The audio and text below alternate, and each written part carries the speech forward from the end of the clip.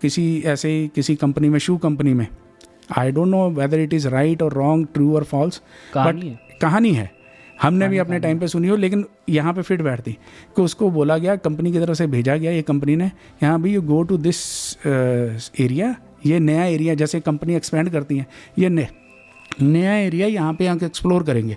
तो उसने जाके देखा वो तो रूरल एरिया, गाँव है, कोई भी आदमी शूज़ डालता ही नहीं है। तो he was very desperate, dejected, यार यहाँ तो कोई एक आदमी शूज़ नहीं डालता, यहाँ पे शूज़ खरीदेगा कौन, तो I can not do anything. तो वो कंपनी को जाकर लिख देता लेटर कि भाई यहाँ तो कोई डालता ही नहीं है, there is no hope of expanding our business. Company बोलती अच्छा अभी तो वापस आ जा। Then they send another person who is very optimistic on this, he goes there, वो एकदम फ्लैबरगास्टेड, वो एकदम खुश है, उससे कह रहा वाह व्हाट एन एरिया, यहाँ एक भी आदमी शूज़ नहीं डालता, इट मीन्स मैं हर दूसरे आदमी को जूता बेच सकता हूँ। आपकी थॉट प्रोसेस ही आपका जो एक्शन प्लान कर देती है। आप उतने माइंड सेट से चलोगे तो मीन्स उसने वीकनेस में भी, थ्रेट में भी अपॉर्चुनिटी ढूंढ ली। उसको लगा कि यहाँ तो कोई डालता ही नहीं है, हर कोई डाल सकता है, उसको लगा यहाँ कोई डालता ही नहीं, मैं किसको पहनाऊँगा। एक ही सिचुएशन है लेकिन ट्रीटमेंट दो तरह की हो गई, तो वो अलग अलग होगी ना। तो 20 इंटेलिजेंट बच्चा है वो जल्दी कर लेता है, उसके पास रिसोर्सेज हैं कि वो ट्यूशन भी जाता है, उसके बाद मोबाइल भी है, उसके पास नेट भी है, या उसके पास ये भी है। होता है कि हर इकोनॉमिक लेवल हमारी कंट्री में जैसे हैं, हर जगह पे होता है, हर कंट्री में होते हैं अप डाउन लेवल। तो आप अपने रिसोर्स स्ट्रेंथ देखो कि क्या है मेरे पास। सबसे बड़ी बात है, पहली स्ट्रेंथ तो आप में यही आ जानी चाहिए कि बस मेरे पास ये रिसोर्सेज नहीं है, तो मुझे अपने लिए और अपनी फैमिली के लिए या अपनी आगे की जनरेशन के लिए मैं ये रिसोर्सेज जनरेट करूँगा। सबसे बड़ा टारगेट तो आपके जीवन में यही बन जाना चाहिए कि what I don't have I will ensure कि my family should have that. कि मेरे पास जो नहीं है, मेरे लिए सबसे बड़ा महत्वाकांक्षा और टारगेट यही हो गया कि मैं इंश्योर करूं कि मेरी फैमिली को ये मिले और हमारी आगे की फैमिली वालों को ये असुविधा ना हो जो मुझे होती है। ये ही अपने आप में ज़्यादातर जो इंडिया की मिडिल क्लास स्टोरी है या इंडिया की जो लोअर स्टेटस से स्टोरी है, इसीलिए जो बच्चे निकलते हैं क्योंकि उनके अंदर से एस्पिरेशन होती है कि मैं यहाँ से, उसमें ठान लिया कि मैंने ये करना है, तो वो हो जाता है कि वो ही सबसे बड़ा ड्राइविंग फोर्स हो जाता है। तो आपकी स्ट्रेंथ पहचानो, आपकी वीकनेस को अपॉर्चुनिटी में बदलो। और थ्रेट्स, जैसे मैंने वो थोड़ा जोकिंग वे में बोल दिया, थ्रेट्स ये कि भी थ्रेट में जैसे सपोज़ अभी हम कोई काम कर रहे हैं, जैसे अभी आप अपना एग्जांपल ले लें कि वी वर फोर्सिंग दिस कि हाँ भाई यार ये थोड़ा थोड़ा ऐसे चल रहा है, हो सकता है जनवरी मिड तक या जनवरी एंड तक ये थोड़ा ओमिक्रॉन का बढ़ जाएगा। We plan well in advance in December. हमारा वो प्लान नहीं था, लेकिन हम पहले से ही थोड़ा टाइट शेड्यूल करके हम दिसंबर में ही बॉम्बे और सूरत करके आ गए। अगर आज की डेट में हम जाना चाहते हैं, हमारे कोई एपिसोड हम रिकॉर्ड ही नहीं कर पाते। नहीं समझे? तो you have to force your anticipate कि मेरी क्या थ्रेट्स हो सकती हैं। तो आपको देखना पड़ेगा, अच्छा कोई मेरे घर में यार शादी आ रही है 3 महीने बाद और मेरे उसके एग्जैक्टली 1 महीने बाद मेरे पेपर हैं, तो यहाँ तो फिर आप शादी अवॉइड करो, या फिर आप पहले से ही प्लान करके चलो कि मैं शादी भी इंजॉय कर लूँगा लेकिन मेरी प्रेपरेशन वहाँ तक रहेगी, मेरे को वो दिक्कत नहीं है। Unforeseen circumstances is different. लेकिन कुछ तो आदमी को पता होता ना, इतना तो पूर्वाभास होता कि ऐसे ऐसे थोड़ा सा मैं प्लान करके रखूँ। ठीक है ना? जैसे घर से निकलते हैं, अपने ऑफिस जाना है, ट्रैफिक है, अभी मेरे को 15 मिनट पहले अगर लेके चलूँ तो मैं कभी भी लेट नहीं होऊंगा। तो वो ही थ्रेट्स हो गई स्मॉल। इसी तरह आपके प्रोजेक्ट में भी थ्रेट्स आती हैं, आपकी लाइफ में भी आती हैं। या जैसे ही मैं पढ़ने बैठता हूँ, मेरा ये दोस्त बुला लेता है, यार अब कल से मैं उसको बोलूँगा यार शाम को मैं नहीं खेलूँगा, ना वो नाराज़ हो ना मैं उसको मना कर पाऊँ। ठीक है ना? मैं बोलूँगा कल से शाम को नहीं, मैं कल को दोपहर में ही खेलूँगा या सुबह खेलूँगा, जो भी है, फिर ये मेरा पढ़ने का टाइम है, या खेलूँगा तो इतने बजे मुझे घर जाना है वापस। अब उसमें हम नेक्स्ट आ जाते हैं फिर। ठीक है, उसमें आ गया स्मार्ट गोल।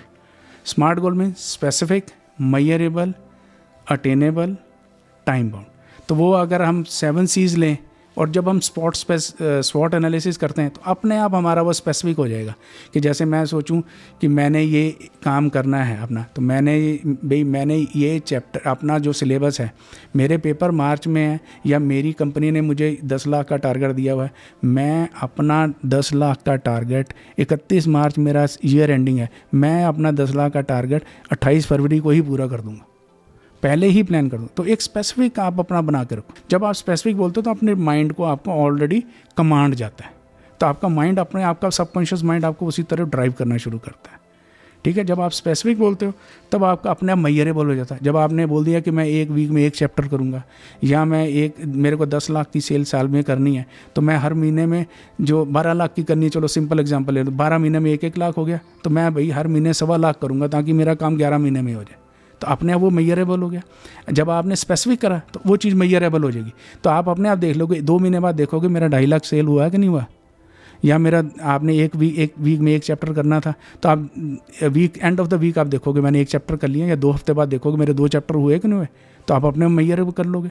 जब मेजरेबल कर लेते हो फिर आपको वो इसी हिसाब से वो अटेनेबल, जैसे मैंने बोला रीजनेबल, तो अटेनेबल भी अगर मैंने अभी तक एक हफ्ते में मैंने कभी आधा चैप्टर भी नहीं करा, तो मैं एक चैप्टर कर लूँगा। कोई बड़ा चैप्टर है तो इस बार मैं 1 वीक में नहीं कर पाऊँगा, मैं 2 में कर, तो उसको अटेनेबल भी होना चाहिए गोल। कि ऐसा ना प्लान कर लोगे जो आपके बस के बाहर हो, और ऐसा भी नहीं होगा जो इतने आसान हो कि फिर थोड़ा सा तो अपने आप को स्ट्रेच करोगे ना। जैसे भाई हर एक्सरसाइज उसी हिसाब से चलती है। देन रियलिस्टिक, वही अटेनेबल के बाद रियलिस्टिक भी होना चाहिए कि ऐसे है कि अटेनेबल तो है कि मैंने इस बार 100 करा था तो अब मैंने 125 कर लिया है, लेकिन यार दुनिया तो ग्रो कर रही है, इस मार्केट में बहुत ग्रोथ है, तो 125 रियलिस्टिक भी है कि नहीं, नहीं यार मैं 135 कर लेता हूँ, वो रियलिस्टिक है। ठीक है ना। उसी तरह से कि मैंने अभी 1 वीक चैप्टर सोचा था, लेकिन मेरे तो एग्ज़ाम में रह गए हैं अभी सिर्फ 3 महीने, तो 1 वीक से मैं अपडेट कर लूँगा, तो थोड़ा मुझे पुशअप करके उसको थोड़ा सा और रियलिस्टिक करना पड़ेगा। मैं 12 हफ्तों में ये 12 चैप्टर नहीं कर पाऊँगा, मुझे थोड़ा सा पुशअप करना पड़ेगा, तो बहुत रियलिस्टिक भी देखना पड़ेगा। देन टाइम बाउंड वो अपने आप आ गया। जब भी आप कोई अपना गोल करते हो, तो आपका स्टार्ट डेट और आपका एंड डेट होना चाहिए, by this date I will do it. तो वो आपके दिमाग में जब आप लिख के स्टेटमेंट अपने डेस्क पे लगा देते हो, या आप अपने वॉलेट में रखते हो, या आप अपने बैग में रखते हो, वो एक स्लिप बना के सामने रख दो, 3-4 जगह उसकी स्लिप्स बना के रखो। तो छोटा तेरे को शायद याद नहीं होगा, मैं generally I use to do this things in house. तो वो इवन जो डोर है, जो आपका एग्जिट डोर है, सबसे बेस्ट होता है कि जो आप घर से बाहर निकलते हो, वो जो अंदर की तरफ दरवाज़ा बंद होता है उसके ऊपर स्टेटमेंट एक लगी रहनी चाहिए। घर से निकलने से पहले आप उस स्टेटमेंट को देख के बाहर जाते हो कि what I am going to achieve. समझ रहे हो। अपने डेस्क पे भी रखो, और आजकल तो मोबाइल का ज़माना है, अपने मोबाइल में वॉलपेपर रखो, या मोबाइल में वैसे रखो कि मैंने क्या चीज़ लगा लो, हैं लॉक स्क्रीन लगा लो, मोबाइल लॉक स्क्रीन डालो, उसको देखो। ठीक है, दुनिया को नहीं दिखाना, ना खुद को तो देखो। होम स्क्रीन लगा लो, होम स्क्रीन, ठीक है ना, password protected. Once you do this, तो फिर वही वाली बात आ जाती है कि फिर देन जब भी हो जाता है, फिर आप अपने आप को उसमें अफर्मेशंस करते हो। अफर्मेशन ऑटो सजेशन, आप अपना सजेशन है, then you say okay I will complete my chapter in 1 week. आप अपने दिमाग को बोलते हैं I will complete 1 chapter in 1 week, या भी I will do 1 lakh sale every month. तो आप अपने दिमाग में बोलना शुरू कर देते हो, तो वो आपका दिमाग अपने आप फिर आपको रास्ता ऑटो सजेशन शुरू हो जाती है।